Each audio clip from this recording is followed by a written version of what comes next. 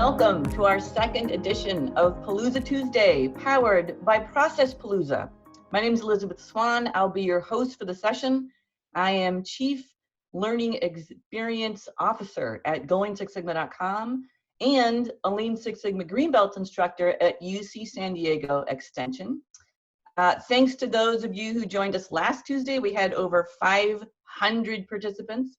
By the way, a recording of last week's session is posted on our website at processpalooza.ucsd.edu. If you missed it or if you want to relive the excitement, the good news is that all sessions will be recorded and posted later in the week, and our recordings will include closed captions. If you're new to Palooza Tuesday series, let me tell you a little bit about it. In normal times, UC San Diego hosts Process Palooza on campus. It's a day-long event packed with keynotes, workshops, a process improvement competition that celebrates continuous improvement. Process Palooza was scheduled back in March, but with the coronavirus outbreak, we quickly shifted gears to bring our content and panels online. So here we are. And we wouldn't be here without the support of our sponsor, Quali Build, which brings business to life with digital forms, automated approvals, and key integrations. You can put your Lean Six Sigma vision into action by quickly building powerful, interactive, secure, and mobile-friendly process flows. No programming needed. Let's see, where are we? I've introduced myself, our purpose, and our sponsor. Now I want to know more about you. We're going to open up a quick poll and ask you where you are in your continuous improvement journey. So go ahead and answer that poll for us so we can get an idea of who's out there today. We've got a lot of different levels of Lean Six Sigma. There's some folks have heard of Lean, some folks have heard only of Six Sigma.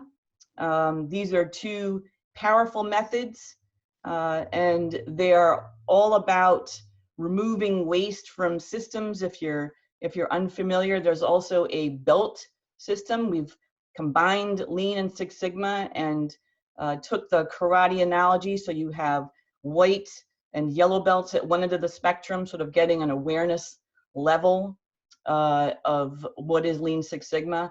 And then at the other end, or in the middle there, you've got the green belt, giving you enough knowledge to run teams, to run improvement projects.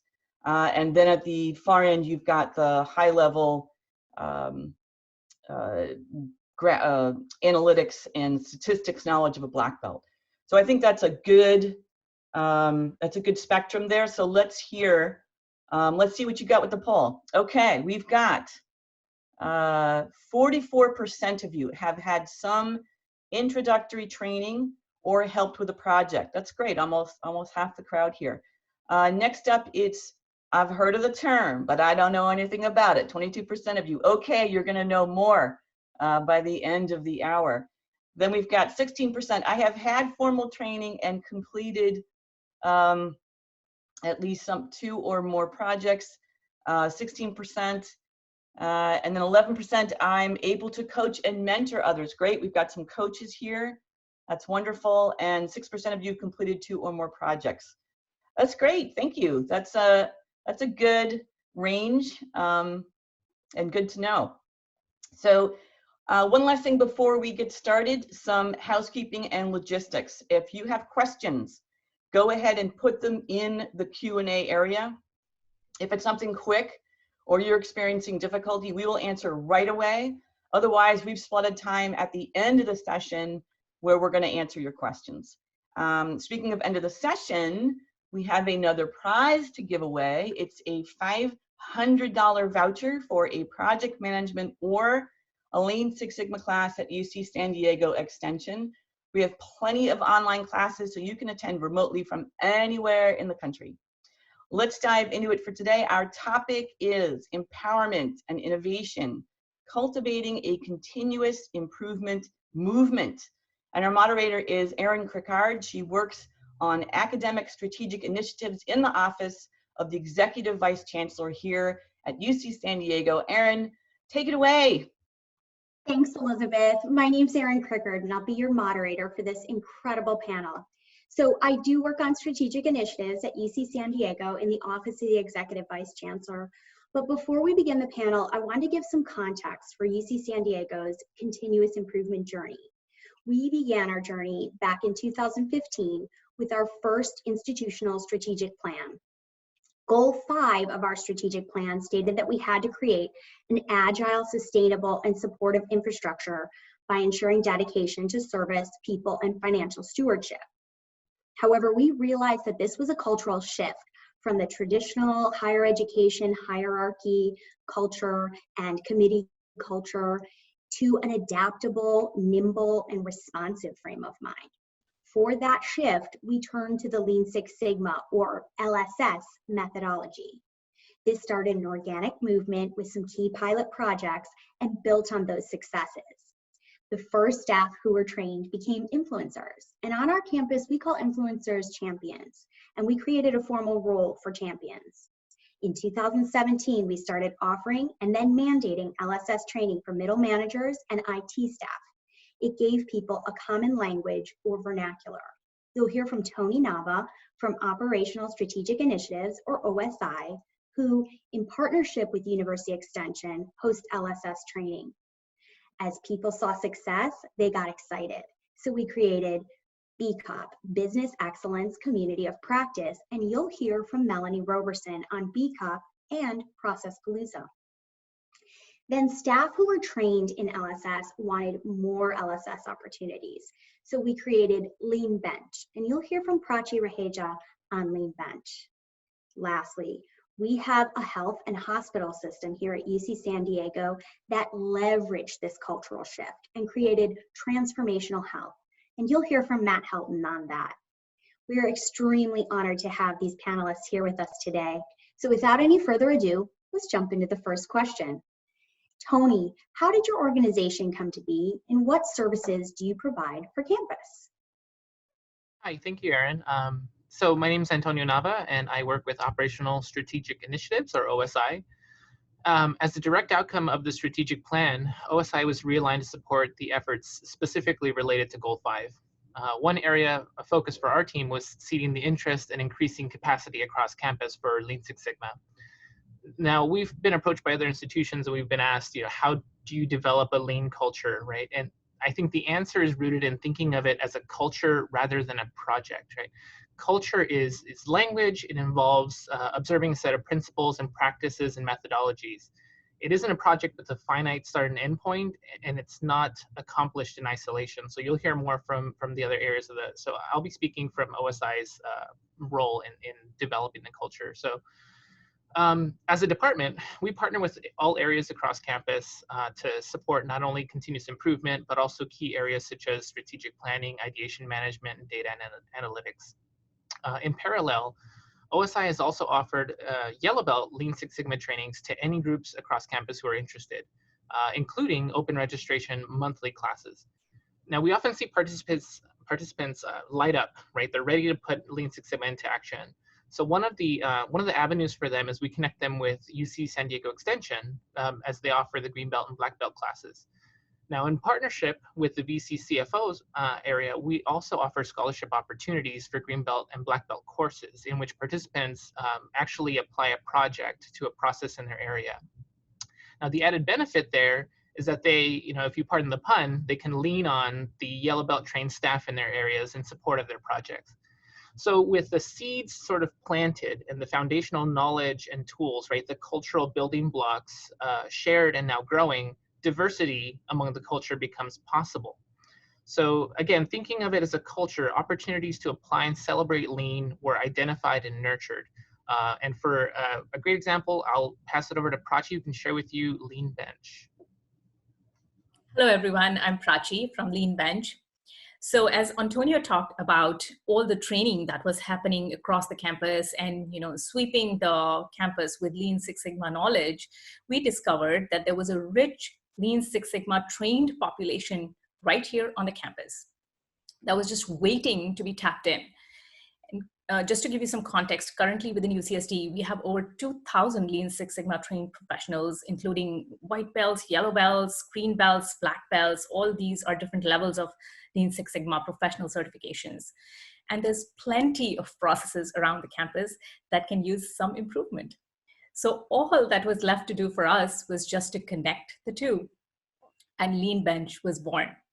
So what is Leanbench? The word lean comes from Lean Six Sigma, or LSS, that you've been hearing about, which is a process improvement methodology built on reducing waste and improving efficiency. The bench refers to a roster of UCSD staff members who have been selected to deploy their Lean Six Sigma skills on real-life campus projects. Put it all together and you've got a team of 12 to 15 process improvements experts in-house, which are selected from the campus, who are deployed to support critical projects across the campus. Now, these practitioners engage in the project right from the beginning to help uncover the process, measure the process, analyze the process, and make recommendations for improvements. Of course, in partnership with the subject matter experts on the project itself. But the icing on the cake is that they take their enthusiasm about process improvement wherever they go, and they infect, I dare to use that word right now, but they infect the entire project with their enthusiasm about process improvement. And that really goes a long way. Also, rather than hiring outside consultants for process improvement, we're leveraging the skills and expertise of our current staff across the campus.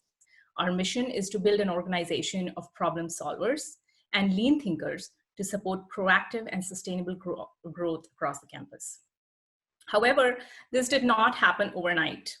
It involved a lot of community building. It involved a lot of bringing together of people, of ideas, and lean thinkers who were distributed across the UCSD community. And I would love to invite Melanie if she would want to talk a little bit about how we built this community. Thanks, Prachi. Yeah, I'm Melanie Robertson. I'm representing BCOP and Process Palooza. Through all of these efforts, there was a general sense that we had to keep the momentum up and keep a network going.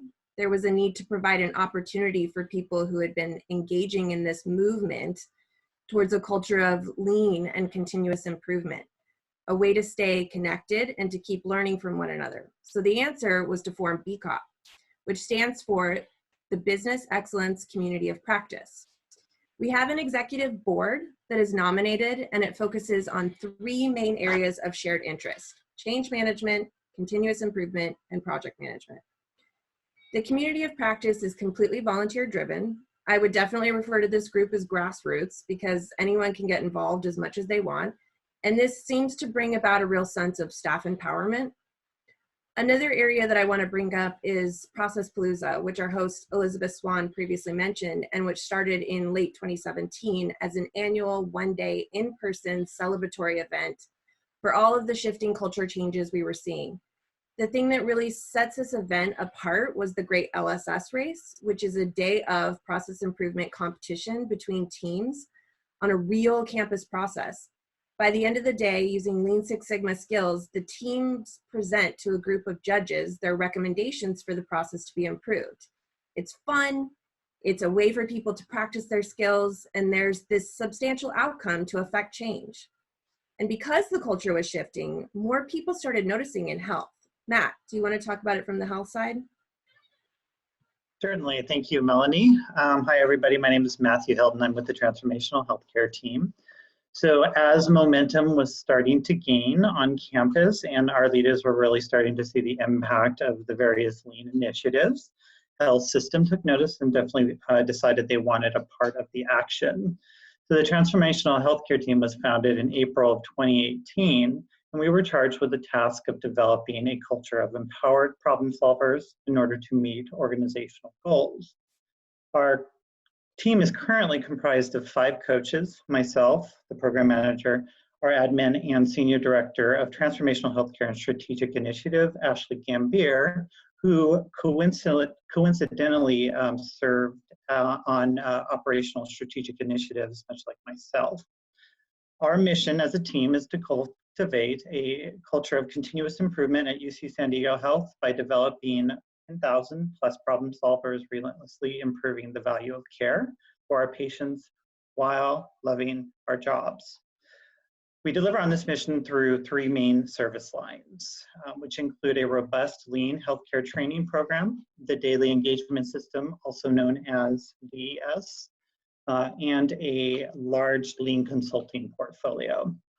We developed our training program to meet the unique needs of our organization and to really equip our employees with a practical skill set that empowers them to focus on patient value while ensuring the best work experience possible. The daily engagement system, also known as DES, is best known for team huddling. It promotes a bidirectional engagement between frontline employees providing direct care for our patients and organizational leaders. It also provides a clear process for escalating operational needs and issues to decision makers and ensures that daily work supports institutional priorities.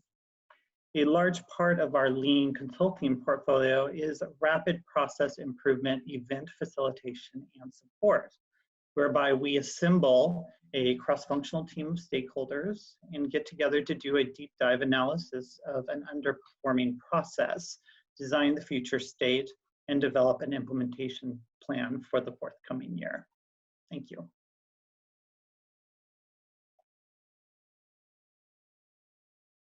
Sorry about that. Thanks, Matt. Now that we've heard about each of your units, can you each tell us about the impact your units had on campus? So first, Tony, could you tell us about OSI and the impact of this training and the projects? Yeah, thank you, Erin. So as we said before, over 2,500 staff, as I'm hearing now, more than 3,000 if you take into account transformational health and other areas have received training at various levels.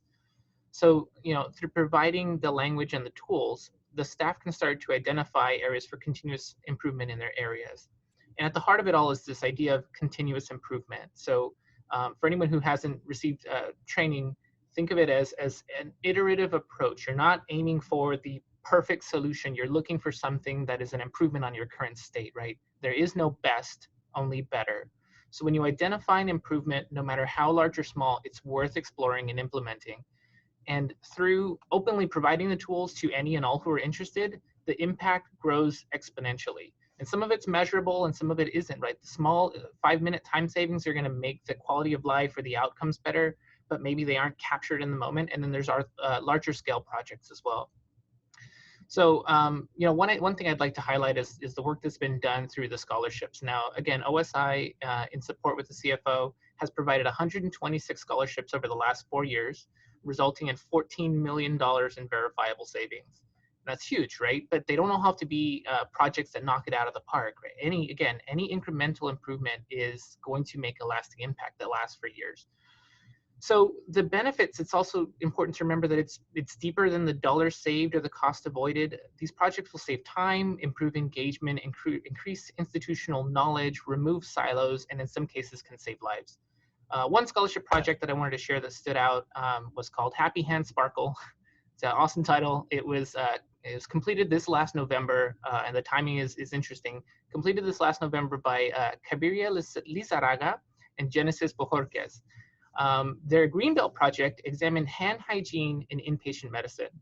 Now, they were able to reduce sanitizer refill time from 3 minutes to 2 minutes and increase hand hygiene compliance up to 92%. And this also reduced the risk for hospital-acquired infections. Now, think about that and how highly relevant that is, right? And just how important these improvements are. And you don't realize sometimes when you're working on them, the impact that they're going to have. So it's just one of those that really was awesome and I wanted to share. But again, training isn't the end of the story, right? You're building capacity. There's potential for large-scale campus initiatives now because you're sharing the culture, you're sharing the knowledge and the tools. And once you've grown that capacity, you can start to do larger and larger scale things when you start connecting these dots, which again brings me around to Prachi and Leanbench and how some of the Lean Six Sigma tools have been applied to now campus initiatives that are going to have completely overarching impacts on the campus. Prachi? Thank you, Tony. So Leanbench has partnered with many critical initiatives across the campus. That's the purpose of Leanbench. That's what Leanbench is for. We partnered with critical initiatives that are happening across the campus and bring the aspect of process improvement in it. If we are implementing a new system, before moving from the older system to the new system, we take a look at the processes that are behind these systems, because we don't want to have old, clunky processes going from an older system to the new system. And Leanbench supports that entire cycle of looking at our processes, improving it, making recommendations. So as such, Leanbench has partnered with the implementation of our new research administration system, the financial information system that is currently underway. The implementation of financial information system is currently underway, and student information system, which is going to be coming up next for UCSD. One of the small examples that I'd like to bring up to show the data behind it is, we were able to implement a new way of managing our travel and expense, by which we were able to eliminate 6 of our older systems. So move from 6 systems to 2 systems campus-wide, which reduces the amount of support that goes into this process. It reduced the training needs, it reduced the processing costs, and overall, per report, we were able to reduce about $11 per report, and that accounts for more than $300,000 per year across the campus. However, it's really not about just the dollar amount savings. All these savings that occur either in the form of time or money get directly reinvested back into the university's core mission. But what we are really looking for as Leanbench are those intangible soft benefits that bring efficiencies or operational effectiveness. And they can show up in form of the life of faculty or student or staff becoming better, them having improved services, their satisfaction level going higher, employee job satisfaction increasing, because now they are spending their time on services that are more value adding. They're not just doing calculation jobs or jobs that are less satisfactory. They're doing higher value added jobs. It reduces the rework and the amount of variation that they have to deal with, and it also increases in many cases compliance and safety, and that's what we are going after. And again, it of course requires not just the focus on that particular project, but a mindset that's shared across the campus. And Melanie and the initiatives that she is managing has a big role in it. So once again, I'd like to invite Melanie to talk about the initiatives that they are leading on their end. Yeah. Well, the impact on campus is that our community of practice has certainly grown in popularity over the last 3 years. At first, the focus was usually an hour event periodically, and there are a few dozen people that would attend. But over a year ago, we defined the roles a little further on the board and found that events was a significant need and needed some real dedication. So we could try to promote or offer at least one event offering per month.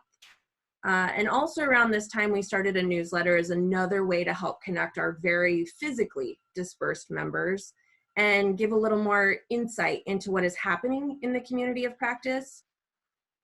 We also want to make sure that we're leveraging partnerships with various groups that are doing things that align well with, again, our project management, change management, and process improvement focus areas.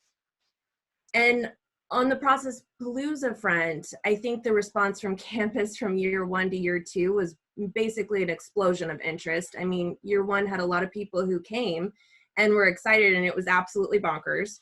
But by year 2, we had so many more groups that wanted to be a part of this amazing movement, even to the point where, in an effort to include our health side, one of the processes that was chosen for the Great LSS Race was a health process. I think what we're seeing is this phenomenon that just continues to grow and evolve because of the willingness to not just create and modify and improve, but celebrate as well. Do you want to talk about this topic a little more from the health perspective, Matt? I'd be happy to. Thanks, Mel. My team, the Transformational Healthcare team, has definitely been embraced by health leadership as drivers of innovation and positive change. Initially, our services were piloted in the outpatient clinic system, and when our leaders started to see the impact, our scope was quickly expanded to include the entire system. While there's no shortage of pool for transformational healthcare services, our ultimate goal is to empower every employee with the skill set, the knowledge, and more importantly, the confidence to become essentially extensions of the transformational healthcare team. We've also recently laid groundwork for a community of practice with other health systems in the UC network. Studies typically say it takes 5 to 7 years for a health organization that is implementing Lean to become mature. We are currently going into our 3rd year, and already it's been so rewarding seeing how Lean mindset and practices are really embedding themselves in our culture. Engagement is so incredibly high. Every month at our report out events, we are setting records for attendance. There are currently more than 2,500 people in our organization huddling every single day. Our training offerings are all at capacity, and we're seeing some truly extraordinary return on investment for our rapid process improvement events, as well as some really stellar training projects. For example, we had one project that focused on optimizing OB cart supply inventory that resulted in more than $1 million in direct financial impact for our organization. And this was a Greenbelt level project. So we are just so grateful to be along for the ride and witnessing the energy and the enthusiasm that is happening in our system. That's great. Thanks so much, Matt. We're going to take a minute now for a poll. So for all of our attendees, our poll question is, did you and your team discuss process improvement in response to COVID-19 challenges? Yes or no? So whether you're from another institution of higher education or a company, did you discuss process improvement with your teams to respond to COVID-19 challenges? And while everyone is answering that question, I wanted to ask the panelists and take a little question from the Q&A here about what can be done to encourage the silo effect from other departments that you have to work with. So I know we all work in higher education. We know about the silo effects. What do you think about that to our panelists while we're just waiting for the poll here? I'm assuming it's discourage the silo effect. Encourage less of the silo effect. I think having a network, I think being a part of the business excellence community of practice and kind of sharing across different areas, learning from each other, building that personal network across BCOP has been pretty helpful, at least in our organization, for decreasing that silo effect. Anyone else? Things that we can do to encourage more transparency and cooperation? I know you all have lots of tools. Yeah, if I may. So sometimes there's nothing to it but to do it, right? And in terms of like Lean Six Sigma, a lot of it is about empowering staff at all levels and understanding not only what you're doing, but why you're doing it, right? One of the things that you can go through is the 5 whys exercise. Why is this a problem? Why does that happen? Why does that happen? And one of the main tenets, right, is getting all the subject matters together and, understanding Gemba and the real place. Like all of these things are built into the methodology.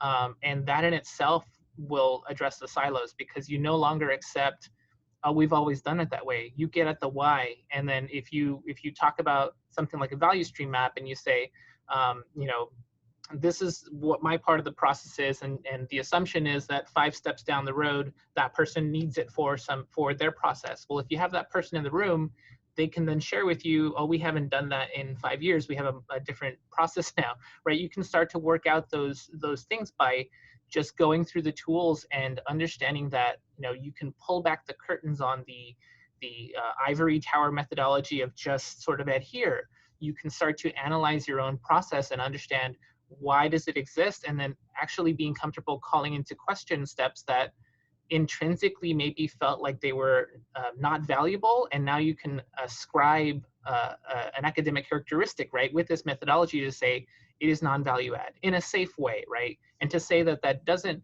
necessarily mean that the person is not valuable or that their work isn't valued, right? It isn't intrinsic. It's for the process, for the desired outcomes.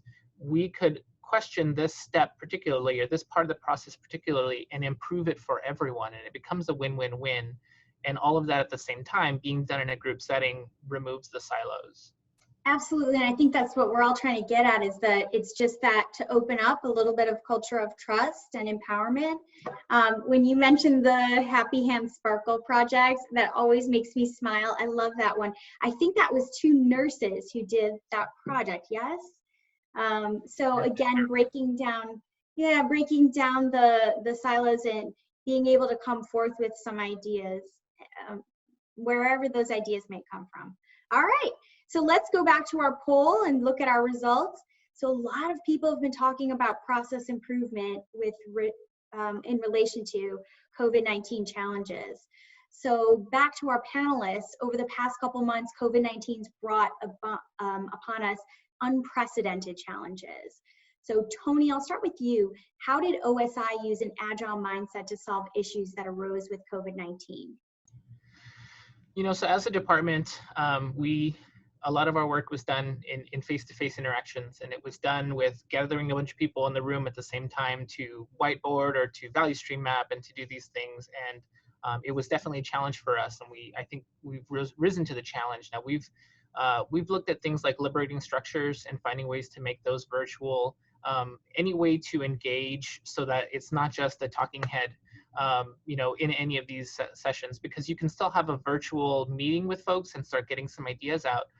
But, we like to say, and it's true, when you're coming into a project like this, if you're the facilitator, you're not the owner of the process, right? The folks who are going to have the ideas are going to be the folks who are doing the process.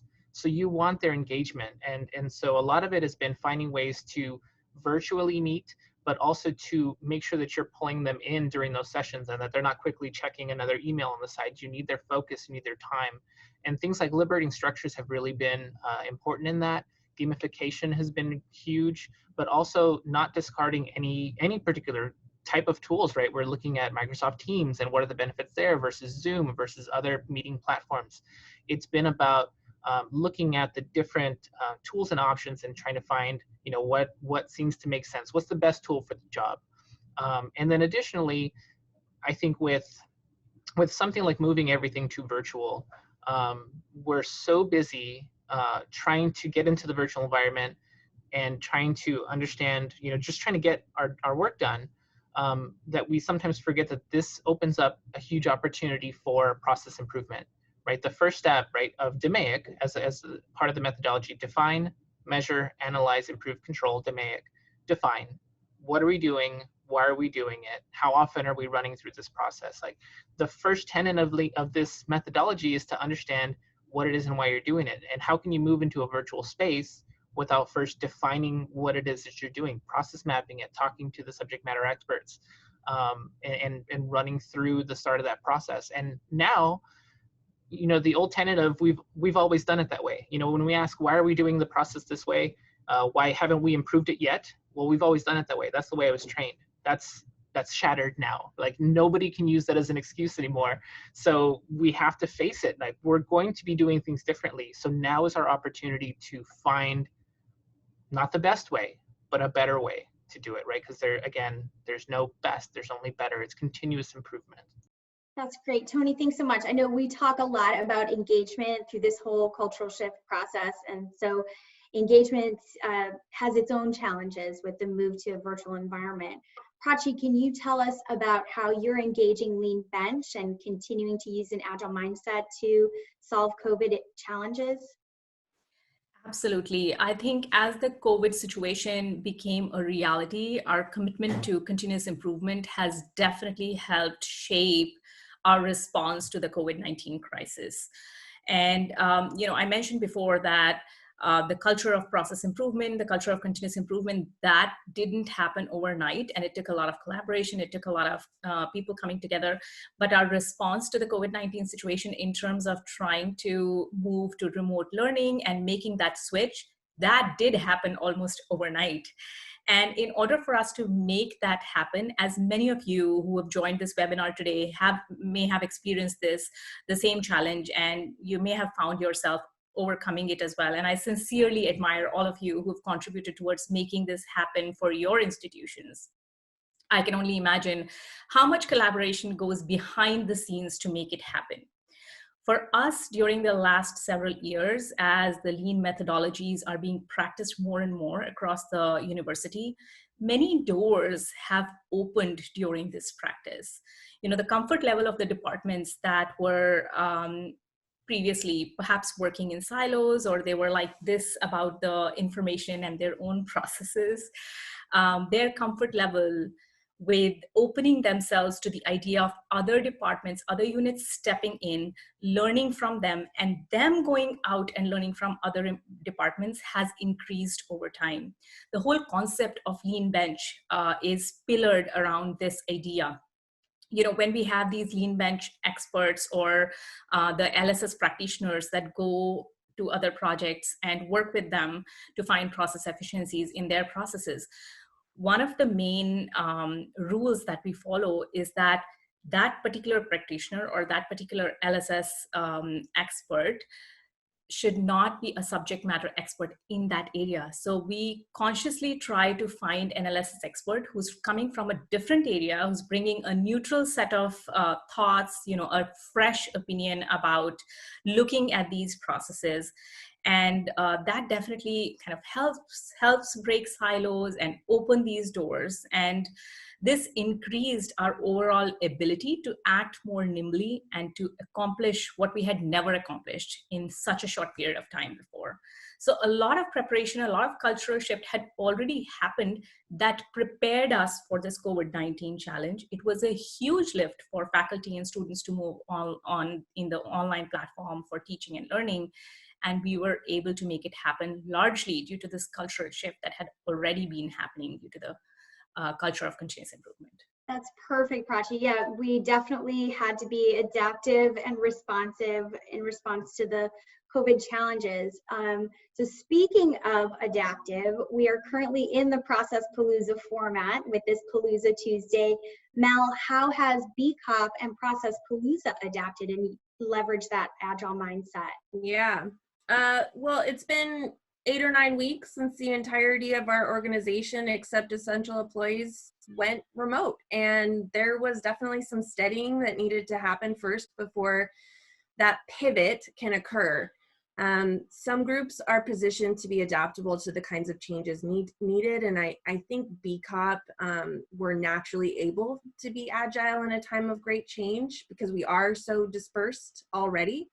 We're still keeping our community informed on what's happening related to our focus areas, opportunities for training, keeping the book club going, just now in a virtual environment. And I think as time goes on, we'll see even more innovation to stay involved in the community of practice. And for Process Palooza, this webinar is the very essence of how we can be agile in light of COVID-19 and how quickly, you know, we adjusted to a canceled one-day physical event into a webinar series, continuing the tradition of celebrating the commitment to business excellence, operational efficiency, and continuous improvement. Because it's not just an event, it really is a movement. And bravo to the Process Palooza group that pivoted so quickly for this. Yeah, I think we have a few leftover t-shirts, but other than that, we've pivoted, we've adapted, and again, leveraged that agile mindset. So Matt, can you talk to us about transformational health and the journey you've been going through with the challenges for COVID? Sure. So we have a unique standpoint being a health system and being really at the forefront of the crisis. When COVID hit the system in full force in early March, we were really thrusted into uncharted territory. A lot of our workers had to drop everything they were doing and start supporting, frontline crisis mitigation efforts. And to be frank, due to the high stakes, high pressure, time-sensitive nature of the work we were doing, it wasn't always possible to really follow a studious, structured, careful application of process improvement methodologies such as DMAIC or Plan, Do, Study, Act. However, fortunately, most of the staff that were serving in our incident command centers did have some lean training, either they went through our training regimen or they had previous experience from prior organizations. And it was really gratifying to see how lean practices and the mindsets were supporting command center operations through things like leveraging the collective genius, through mapping processes, through current state assessment, through root cause analysis, but most importantly, through placing our customer, also known as our patient, at the center of everything that we do. In Lean, we strive to flip the organizational pyramid on its head, essentially, in order to ensure organizational readiness and agility. When it comes down to it, our patients care about their well-being and our capacity to preserve it. They don't care about where you are on the organizational chart or how much money you make or how many accolades you might have. When it comes down to it, any emergency situation like COVID, it's been amazing to witness how silos have collapsed, and we're starting to see a new culture of empathy, synergy, altruism, collaboration really rising in the ashes. There are unique challenges. We're having to figure out on the fly how to start delivering improvement work, which is, you know, very collaborative in nature. So it involves a lot of in-person meetings for improvement related events. So we're being very proactive about finding how that's going to translate in the real world. And like everything we do, we're applying PDSA. We are trying to make incremental improvements, learn from them, and go into the next cycle of improvements better informed. We've really been able to achieve extraordinary feats as an organization in the last 100 days of this crisis. And I am so proud to be part of such a cohesive, productive team. It's wonderful. Well, it's been so great to hear about our journey here at UCSD, but also the different journeys within each of these units. So thanks so much. A big round of virtual applause to all of our panelists. We'd like to take some questions and answers now. So I'm going to invite Elizabeth Swan back to help us take some questions from the Q&A chat. And if you haven't submitted a question in the Q&A chat, please do so. There are great questions here, and a lot of them, there's a few that center around, you know, what you're lighting on right now, Erin, which is the, you know, the impact of COVID. So this one I thought was really specific from Anthony asking, Kaizen events for me have always been hands-on, where we are up and moving, participants are, you know, taking the pen, we are moving Post-its around.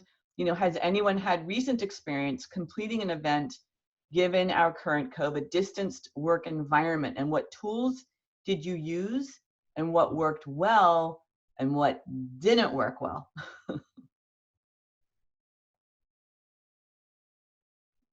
Sorry, I'll speak to that one if I may. So we have experimented with Google Docs, sharing docs, shared screens, a number of different things. What worked well so far is shared Google Doc. We did that successfully recently as a team, and we're going to be embedding that into some of our future efforts. Basically, you have a PowerPoint slide or a Google Doc slide, and you share that, make sure everyone can edit it. And then you can actually create little sticky notes, you can color code, do some affinity mapping, and then everyone can edit at the same time. It's a little better than the annotate or the whiteboard feature. What didn't work well with that is it takes a little bit more time to make sure that everyone has the technological expertise needed, right, to get some of those things up and running, to make sure that everyone has the right access to the document, you open up the sharing appropriately, things like that. That's been one thing that's been really helpful. Sorry, go ahead, Erin. I'm so sorry to interrupt, but I wondered if you could give a quick explanation of Kaizen. It's an in-person event. Mm-hmm. Yeah, so Kaizen is a Japanese term. It roughly translates to rapid change or good change or change for the better. The idea being, from the way a campus implements it, we follow DMAIC, again, define, measure, analyze, improve, control. So a lot of work, pre-work goes into defining the process and analyzing it a little bit. And then you get, so you can do that sort of on an individual basis. And then you gather the folks together in an in-person or virtual environment, and you start to really find opportunities for implementation. That's where you start to do some of the, the root cause analysis discussions or a value stream map.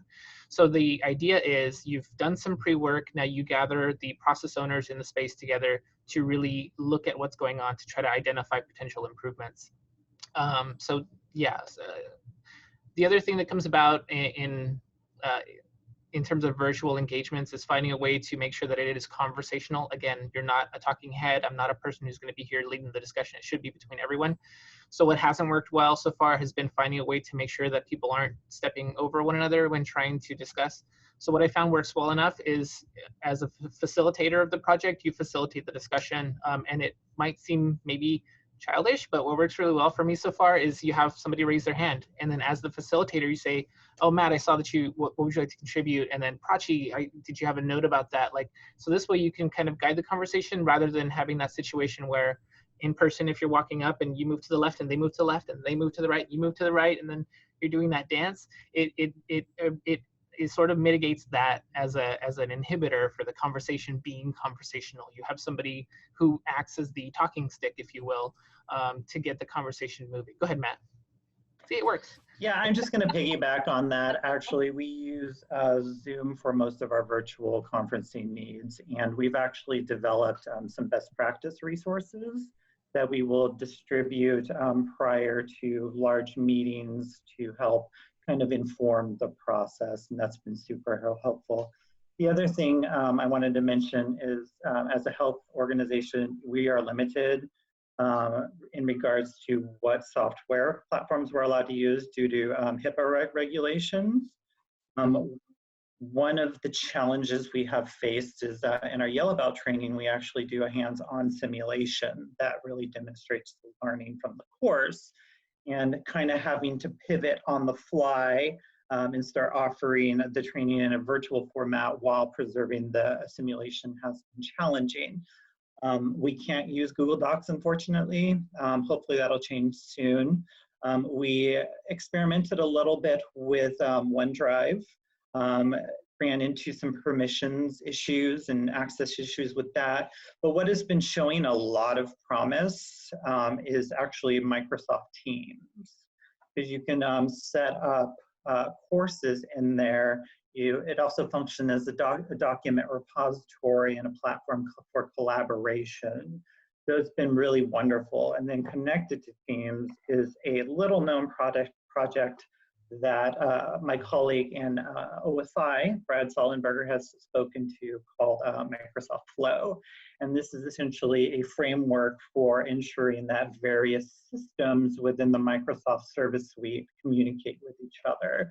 So it really kind of adds to that virtual agility in the cloud. Thank you, Matt, and thanks, Tony, as well. I just wanted to bring in once again that, we're fortunate at UCSD to have all these tools to be able to access them and experiment with them and see what works best for us. And, Tony and Matt shared that have actually worked for them in recent past. But I do want to emphasize once again, based on the recent workshops that we've had as Leanbench, is that what's really, really important in these workshops is engagement, making sure that all of our participants are engaged and they find a way to express themselves and bring in their input, whether it be by just typing on the virtual whiteboard on Zoom or using a Word doc, or irrespective of what tool you're using. But the focus continues to stay, as the Kaizen methodology suggests, on engagement and trying to get input from anyone, irrespective of what tool we are using. Yeah, I wanted to jump in with a theme I'm seeing in some of the questions too, about the silo effect and how you got buy-in from departments in taking their people and shuffling them around, moving them to other departments. What methodology have you all used for kind of embracing that collective mind, that collective culture, that collaborative culture? What methodologies have you? And I think I would love to hear from Melanie, because I know Process Palooza, that their whole theme is celebration. Yeah, so I was actually going to talk about our crowdsourcing platform that UCSD uses, which is IdeaWave. We have a platform that we license from Hype Innovation, but every time that we want to kind of get some input from an audience, whether it's a small audience or a big audience or the entire campus, we can use this platform to be able to put this question out there, and they can engage together, and their name is attached to it. So we do see a high level of professionalism, whether it's a student or a faculty or a staff member that's contributing and engaging in this very transparent way. And there's prizes, right? We love prizes. We love celebrating. We love the competition and just kind of making it fun. Right? Yes. Yeah. So the Great LSS Race. Yeah. I mean, that's all about having fun and also getting some work done in a day and making a real difference. And then, having those prizes at the end, and they're really good, like high value prizes too. Elizabeth, did you have some more questions from the Q&A that we could tackle? There's great ones in here. There's one that just feels universal that the panel may have some really nice insights on. Did you get any pushback in terms of people's time? Quote, people saying, I don't have time to work on being more efficient, continuous improvement, Lean Six Sigma projects because I'm too busy. And if so, how do you overcome this? That's probably the biggest, most frequently said thing.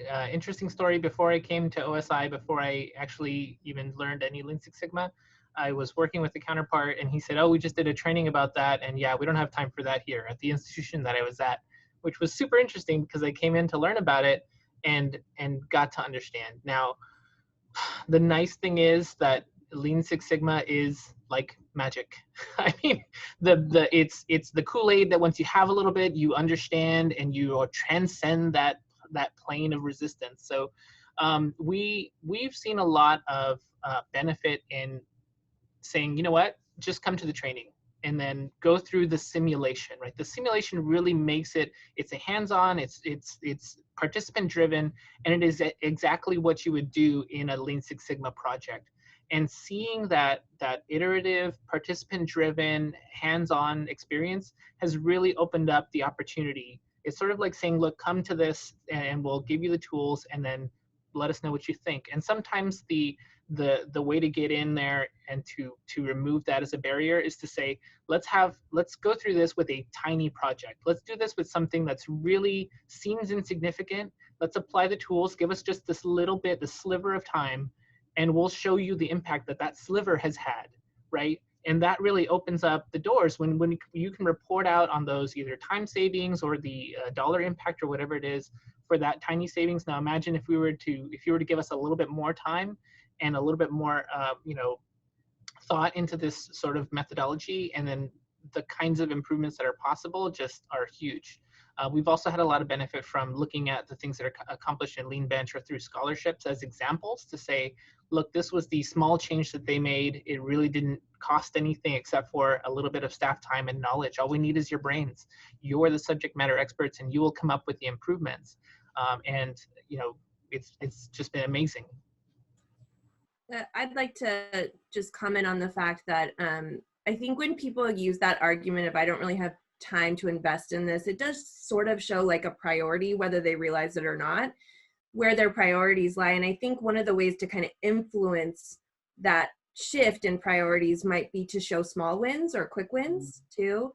So just telling them, like, if you just do a little bit, then maybe you can do a lot.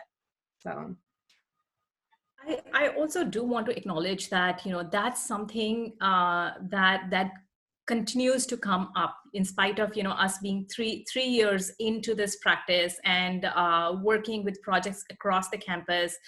Every time we work with a new project, we almost anticipated now that the initial reaction or the initial mindset is, we're too busy, we have project deadlines to meet, how are you going to accommodate your whole DMAIC methodology within this tight project timeline?